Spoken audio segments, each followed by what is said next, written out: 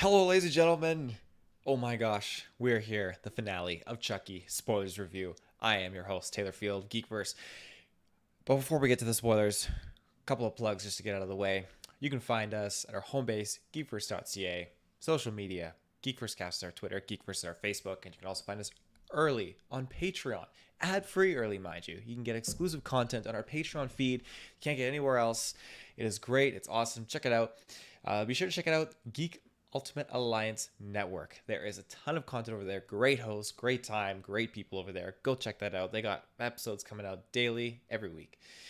On top of that, we have newscasts that are available. We have another one coming out tomorrow. We're doing comic book versions. We just did the Hawkeye comic book that just popped today. And then we also are reviewing weekly the Hawkeye series as well. We also have reviews weekly every Sunday night for Dexter.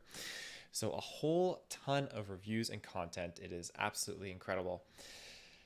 But now that aside, we're talking Chucky today. So a little bit of kind of like, no, this isn't spoiler or anything. Going into this series, I thought, okay, 8 episodes, 10 episodes. I eventually got like 3 episodes and I thought, okay, there must be 6 episodes. I looked into it like, okay, I'm only finding listings for 6 episodes. And then I tell Travis is like, oh no, there's 10 episodes. He sends me the link. I see 10 episodes listed. I'm like, okay, 10 episodes. So in the last episode review, I thought, oh, this is episode 7. Then we have 8, 9, and 10. We have another 3 episodes to go through. It's going to be great. There's going to be a lot of stuff that goes on. Was I wrong? Because I woke up this morning and I see everyone saying, wow, what a finale, what a finale. I'm thinking, what? A finale? Oh no. Or like, oh no, oh yeah. Oh no, that the show's over already. But oh yeah, like I'm excited. Like this is going to be a great solid hour. So all day I've just been waiting and finally like just watched it, hot off the press, just done. And what an episode. There's so much just to kind of like process from this.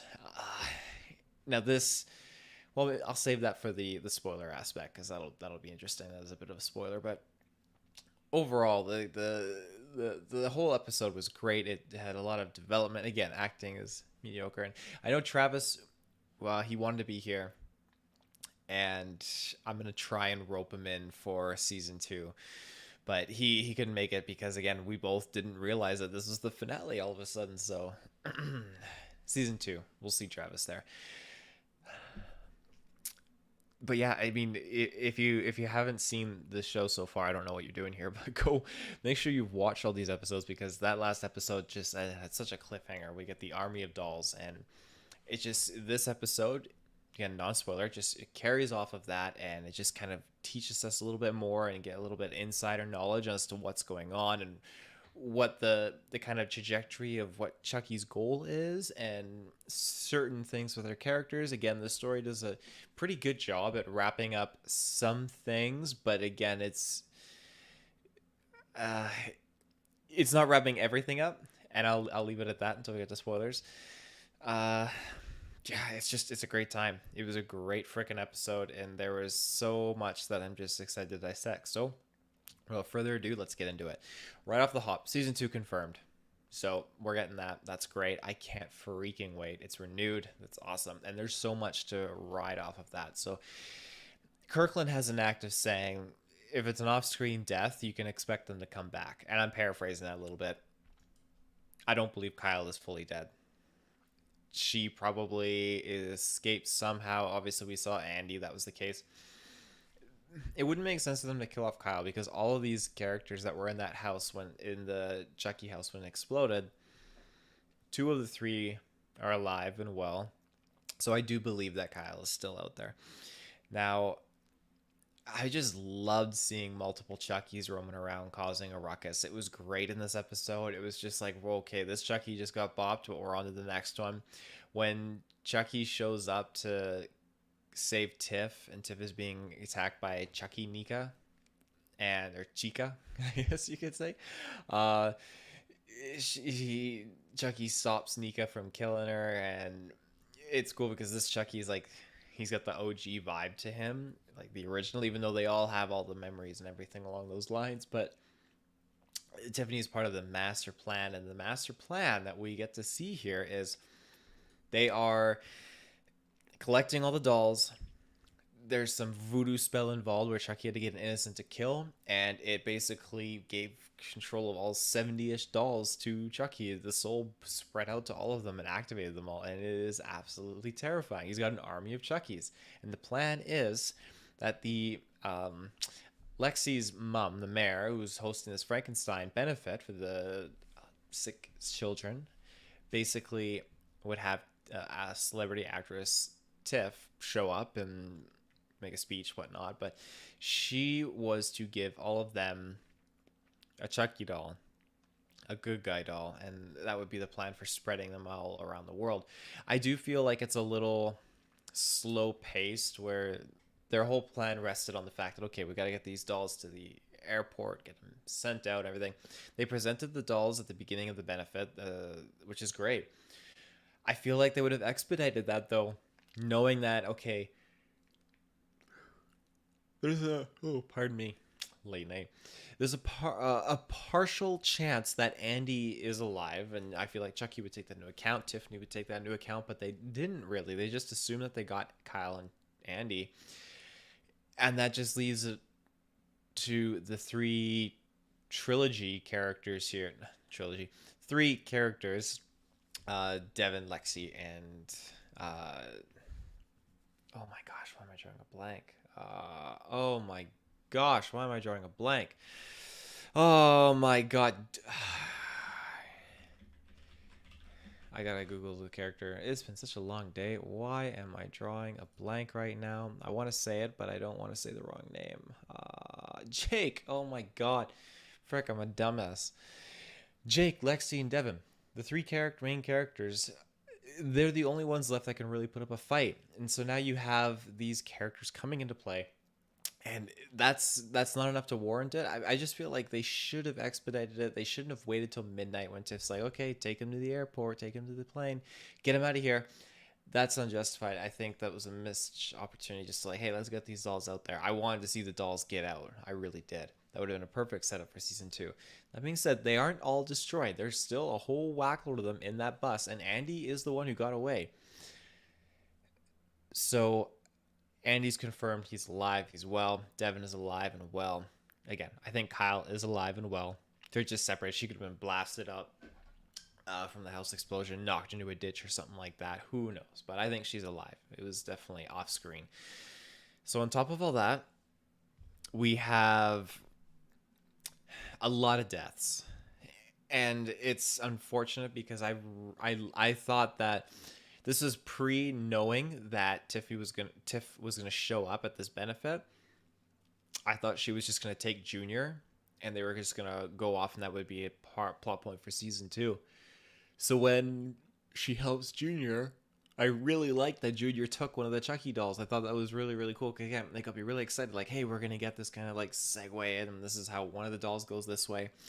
And Tiff goes to the benefit, gives one of the dolls to Lexi's younger sister. I think, okay, this is another doll going this way. Like, let's keep these dolls going. I want to see them spread out far and wide. And yeah, it's just the dynamic that we got between all these characters, especially with Junior and Andy at the beginning. That was great. I love that Chucky was just kind of, I felt like he was playing coy. We know he's in the house, and obviously Andy had probably a hunch that Chucky was in the house as well, but it's just so eerie because you don't know where this little son of a gun of a doll is going to just pop out from, and just like Andy's looking everywhere in the house, and you get to the bathtub, which was just super sus. I really thought that Chucky was in the bathtub, and then when I saw Andy like moving his hands around in there, I thought, oh shit, like this is crazy, like he's just holding his breath. Sure enough, Chucky pops out of the toilet. I was dying laughing. It just caught me off guard, but that was great.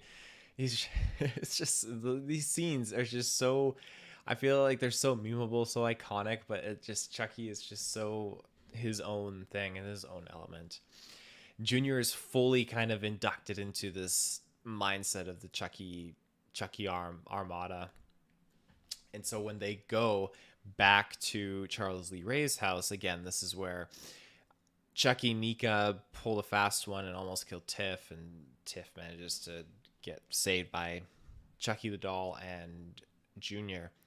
So when they show up, that's when you get to see the army, and we see Devin is still tied up down below, and this whole dynamic. And Devin doesn't really have much to do except just stare in awe at what's going on. And it was kind of funny because it almost had like a Shining going to the hotel kind of theme that was playing in the background. I really liked the score for this episode in particular, but yeah, they're just, the dolls are asking questions and Chucky's answering them. And again, it's just an absolute bloodbath because Nika, who gets the absolute shittiest end of the stick in this episode, she snaps out of it when Tiff hits her into the ground, and then Chucky's like, "Oh shit!" Like, kill her, Tiff, and okay, you're not going to kill her, Junior, and it doesn't go well. Tiff turns and picks up the Chucky doll, cuts the head off.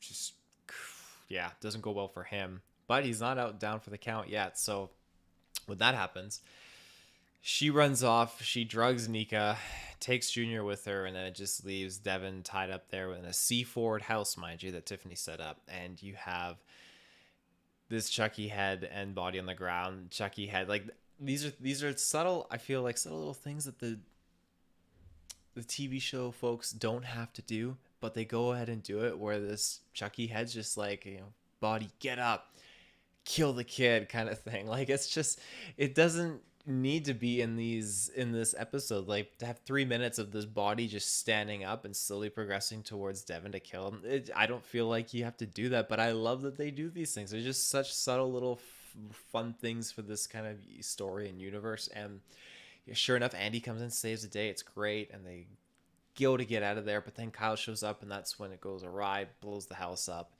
killing this Chucky doll. Now, we still know that the whole army of Chucky dolls is out and about, leading into what that happens next when you have the army of dolls at the benefit, and they're getting packaged up to go, and one of the dolls is given from Tiff to Lexi's younger sister. And they're watching the movie Frankenstein at the benefits and everything like that, and Chucky just kind of like slips away and goes into the seats. I didn't know what he was going to get up to, but it was absolutely terrifying because we get the whole sequence of him just like shanking the blade up from under the seats, and he kills a bunch of people this way. It's brutal, including Lexi's dad. So now at this point, all of the, I guess you could say, these victims now, all these teenagers have lost someone very close, specifically parents to Chucky. And it's just brutal. So he dies. The mom went to go get popcorn, came back and was put the popcorn under his face, and he drooled blood into it. And then she took the popcorn blood and like shoot it, and realized a very long time realized that something was wrong with it, and saw what was going on. And she got like kicked down trying to escape out of there. She didn't rescue the daughter, actually, which was a little odd in retrospect, but thankfully Devin got the daughter out of there, Lexi's younger sister, so that's good. Meanwhile, while that whole sequence is taking place, Lexi is backstage talking with Junior, and we have another Chucky doll back there that is the one that Junior took away from the get-go with Tiff. And they're trying to convert her, bring her over to kind of like a young Charles Lee Ray, young Tiff kind of vibe thing going on here, and she doesn't fall for it. She doesn't go for it. She manages to convince Junior, and Junior has a moment of redemption where he goes down to, like, looks like stab Lexi, but avoids her and stabs Chucky intentionally. It's a double-edged sword, though, because Chucky stabs him too. So, it's sad because I was really rooting for Junior to make that rebound, that comeback, but he got the redemption. He went out like a Skywalker, and he is gone now. But that was quite sad. So we're back with the original three characters here, and they come out of that, alive. Devin, when he gets Lexi's younger sister out, he comes back in and he's teaming up with Jake, and Jake is just strangling this other Chucky doll. And you get an interesting little insight where he's like, "Oh, what did Chucky say? Something along the lines of, you can't match the power," and I can't remember, A.D. Dembala, I think is what he says. And it answers one of the questions I've always had is, okay, why can't people just drop kick the damn doll? Why can't they just pick him up and throw him away? But he's got all of his, I imagine, physical human attributes and strength embodied in this doll, which is represented well when he dies. He bleeds and everything like that. He's got organs and such inside, but he is capable of manifesting his full strength as well when he needs to. And that was relevant right here and represented quite well, because Jake didn't understand why he couldn't push this goddamn doll off, and Chucky is bringing the knife down over his head. So that answers that. And what a gruesome death too, because when Jake gets the upper hand and picks him up and just choking him, and you get that second scene shot where he's choking and the eyes pop out of the head and it's bloody and everything. Oh, it's just so gross, so brutal, just disgusting. But yeah, Devin comes back in, and Chucky, before he goes out, does say some very discriminatory things, and Jake is just full on headstrong, confident, like, you know, don't talk to my boyfriend like that. The two of them are together. I'm so happy they're together. And I was worried, because when we got that happy moment in one of the previous episodes with Jake and Devin, when they were biking together after thinking they got Chucky, I was worried, thinking, okay, this is the calm before the storm. Which one of these guys is going to die? I don't want them to die. I'm happy where they are now. They've overcome so much. Jake has really overcome a lot, and he's become much more of a confident individual himself and what he's standing for, and I love that. I'm going to jump to a quick ad break, however, right now, and then we'll be right back. And we're back. So, yeah, on top of that, with Jake and Devin coming out alive, and then Lexi coming out alive, we have these characters that are all set, in my opinion, for season 2. And that's the interesting thing here to talk about, because season 2, we got a whole van full of Chucky dolls that is with Andy. And we know Andy is probably not really all there in this sense, because I say that with the sense that last time we saw him, he was holding a Chucky head hostage, and even Kyle actually pointed that out to him too. Like, something wasn't really there, and that was probably very traumatic for him to overcome. So whatever he does with these dolls is beyond me, except for one tiny thing. And I don't know how I overlooked this. It just totally caught me off guard with the fact that, hey, if Charles Lee Ray can be in several different things, then why can't Tiffany? And sure enough, as Charles, as Andy is driving away, the glass breaks in the back window. I wasn't expecting that. I thought we would get a Chucky doll or something like that, but no, it's a Tiffany doll. I freaking thought it was great. Like, holy shit, she's in it to win it. Let's go. So she's in there, and she's obviously escorting the dolls, I imagine, all part of the plan. Again, I wasn't expecting that. That was just crazy. But I'm excited to see where that story goes now that Andy is held at gunpoint by Tiffany. The doll version, it's just going to be crazy. Another thing I'll note, and as well in retrospect, that when they were all in Charles Lee Ray's basement of the house, they were, talking, not getting along. After Tiff takes out Chucky and Nika is drugged and all that jazz, it's worth mentioning that she pulls out some suitcases, and Devin's like, what is that? And I think it was Devin. No, sorry. I think it was Junior. And she says, oh, my Glenda got it for me. Like, just such good. They have just such good taste. So obviously they're being saved for season 2. It's just a no-brainer, 100% guarantee they're going to pop up in season 2, Chucky's kids. So, and there was the 2 of them. I believe there was the boy and the girl. It's been a long time since I've seen Seed of Chucky, so they're definitely going to make an appearance. It's only a matter of time. And so far, yeah, we got all the main villains still kicking around. It seems still like Nika Chucky is still a little bit loopy and kind of going in and out. Again, Nika has the shittiest, shortest end of the stick in this scenario. I feel so bad for her. Every time she snaps out of being controlled by Charles, she gets drugged and smacked around, and just, it's not ideal at all. It's just brutal. To make matters worse, and I feel so bad for her. She wakes up from being drugged, and Tiff's like, oh, hey, Nika, like, to stop Chucky from, doing anything just to be sure. It zooms out, and she's got her legs and her arms all cut off. It's just I just feel so bad for her. This poor woman. Just what a bloody nightmare. So that is the case now with her.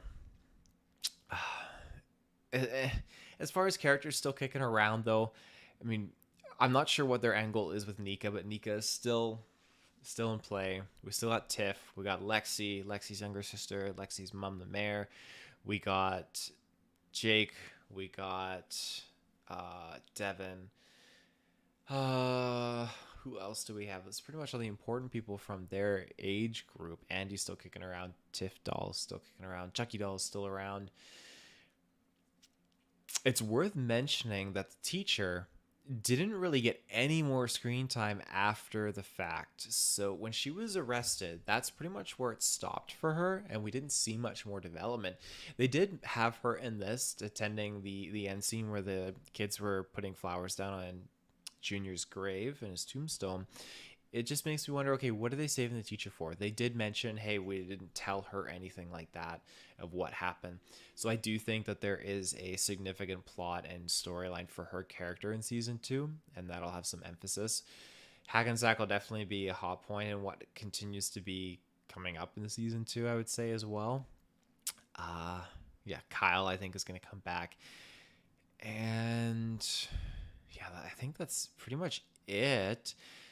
There was a really cool end sequence scene that had Chucky just kind of like sitting by the fireplace, like reading a book style, and he just starts talking about all his kills and everything. It was very unique, very cool. And he poses the question like, hey, like all these storylines that are not finished and everything like that, which I thought was fun. Hence my nickname 21. That is Chucky's total kill count for season 1 of this show. So you can take that with you. You can just carry that little bit of knowledge with you. But yeah, I don't think I have anything else on this series finale. So I'll close out with my final thoughts and my rating. Overall, the Chucky show, I thought it was very, very entertaining and very, very enjoyable. The acting is certainly not the greatest. If you're going in hoping to get a solid amount of that, you're in the wrong area. You got to take it for what it is. The acting for Chucky is definitely the strongest in those first few films, and then it just kind of goes a little bit to the curve side as it gets progressed further on in the franchise. This show, I feel like, does a good job at embracing the acting for what it is and just running with it and not trying to be something it's not. It's created this very crazy storyline with Chucky and Charles Lee Ray and all the familiar characters that we're so used to from the franchise, and I think that's great. It hits so many nostalgic checks for me as far as a horror movie goes. And it has a lot of just amazing Easter eggs that they just subtly throw in from all aspects and corners of the Chucky franchise. A lot of nostalgic Easter eggs as well that I thought wouldn't ever be acknowledged again in this brand and this content. So I'm very happy that we got all these things coming back into play. And I'm happy that it wasn't all just used up and exposed in season 1. It makes me super jazzed to know that season 2 is confirmed, and we're going to get so much more of this in that second season. So I think that it's going to be an amazing adventure when we get to that. And I think my final rating is probably going to be, I need to rewatch it, but I'm probably going to go, I feel like a 7.5 to an 8. And the acting is heavily kind of influencing that. I'm going to go an 8. I'm going to go an 8. I'm going to give it that extra oomph, and that I will be rewatching. That's just the whole plan. Going from Charles trying to find a host, just get into the body and everything and become human again. That's a great story, and it's an original story. But having him kind of embrace what he is and transition that plan into, hey, we're just going to possess Chucky dolls everywhere in the United States and just kill. It's such a bold, different plan, but it's Chucky, and it works and it jives well. So that, and I'm a huge Easter egg sucker too. So the show was just great. It's again 8 episodes. Each episode is just usually under an hour. If you haven't seen this show, but you've listened to this whole review, I highly recommend you just go and you pop on the review, pop on the show, and then pop on the review. It's a good time. It's a great time. And I feel like if you brace yourself, you won't be disappointed for what you're getting into, especially if you've watched all the other Chucky franchise films and everything like that. So yeah, that is it. that is my full coverage of the Chucky series. I just want to say a big thank you to all of those who have been here since the beginning. It feels good to kind of go through a full season like this, just week by week. I don't think I've really done a whole week by week kind of progression season review yet on my own. So thank you for sticking it out and going on this adventure with me. It was a great time. Happy to have you. And I can guarantee I'll be back for season 2, and I'm going to do my best to convince Travis to join me for season 2 as well. So yeah, until next time, everybody, I am Taylor, and we will see you in the search bar. Have a good one.